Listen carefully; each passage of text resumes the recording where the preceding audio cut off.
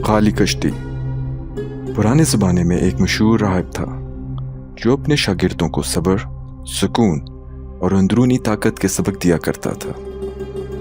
اگرچہ وہ دوسروں کو برداشت اور سکون کا درس دیتا، لیکن خود اپنے اندر ایک کمزوری محسوس کرتا۔ وہ جلد غصے میں آ جاتا تھا۔ ایک دن اس نے اپنے شاگردوں سے کہا، میں کچھ دن کے لیے اکیلا رہنا چاہتا ہوں تاکہ اپنے غصے پر قابو پانے کی مشق کر سکوں۔ میرے پیچھے کوئی نہ آئے۔ راہب ایک پرسکون جھیل کے کنارے پہنچا۔ پانی بالکل شفاف تھا، فضا خاموش تھی اور صرف پرندوں کی آوازیں سنائی دیتی تھیں۔ اس نے ایک چھوٹی کشتی لی اور جھیل کے بیچ میں باندھ کر مراقبہ شروع کر دیا۔ آنکھیں بند، سانس آہستہ، دل و دماغ پرسکون۔ کچھ وقت بعد اچانک ایک کشتی زور سے اس کی کشتی سے ٹکرائی۔ راہب چونکا اور فوراً غصے کی لہر اس کے دل میں دوڑ گئی۔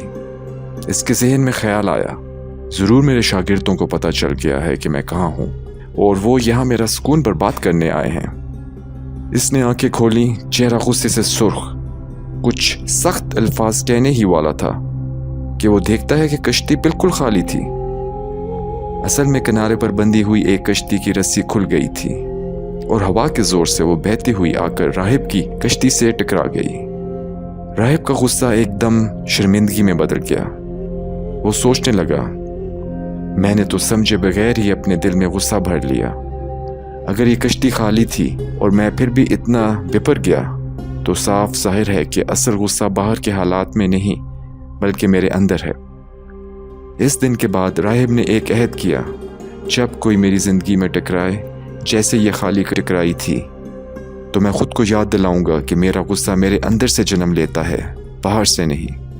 اصل سکون اس وقت آتا ہے جب آپ کا اندر اتنا پرسکون ہو کہ باہر کا کوئی طوفان بھی آپ کے دل کو نہ ہلا سکے۔